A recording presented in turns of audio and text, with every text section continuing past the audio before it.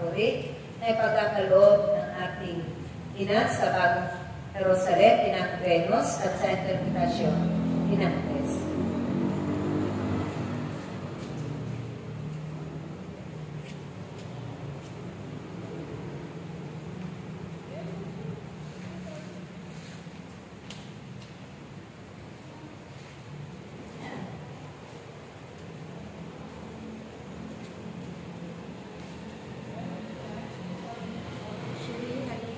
Kumusta kayong lahat, aking mga anak?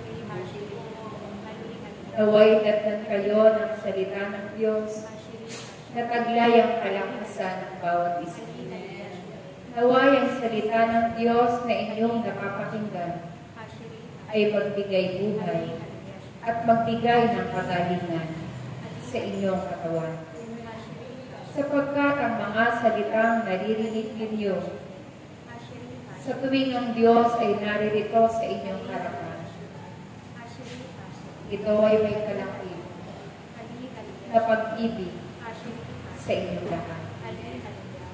Kaya sa inyong mga naririto na aking tinawag upang akong si Yahweh ay inyong pakinggan, umasa kayo na anuman ang inyong hinihingi sa aking pangalan ay magkakaroon ng katuparan. Sapagkat ako'y Diyos na makapangyarihan sa lahat. Ako si Yahweh, ang Diyos, mula noon magpahanggang sa ngayon.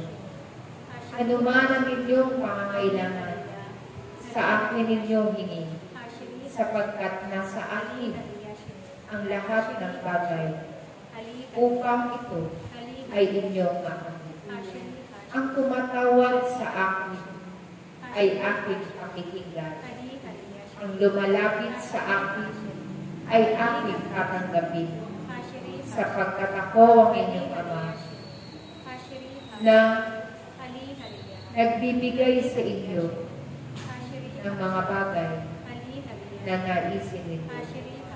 Ibibigay ko sa inyo ang mga bagay ng inyong pangangailangan nang naaayon sa inyong ikaayos ng inyong mga buhay. Ilalayo ko kayo sa kapamamahan at dadalhin ko kayo sa mahinang na pastulan. Ang aking pastulan ay sagana sa lahat, at ito ay inyong mararanasan.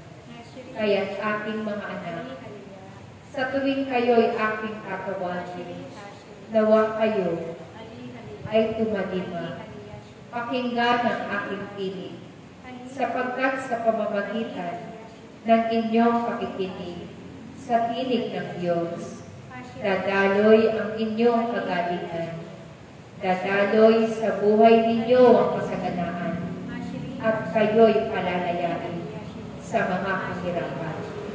Ako ang Diyos, ako si Yahweh, ako ang lumikha ng langit at lupa. Ako ang nagkakaloob ng buhay. Ako ang nagkakaloob ng buhay na walang hanggan. Kaya't magtanim kayo ng mga mabubuti habang kayo'y nabubuhay.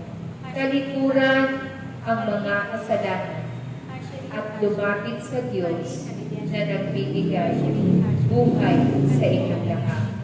Ako'y naririto. Ako'y nasa lahat. Ako'y Diyos na nakababatid ng lahat. Kaya't sa akin, kayo'y walang maililihim. Wala kayong maitatago, sapagkat nakikita kong lahat ang mga bagay sa inyong buhay.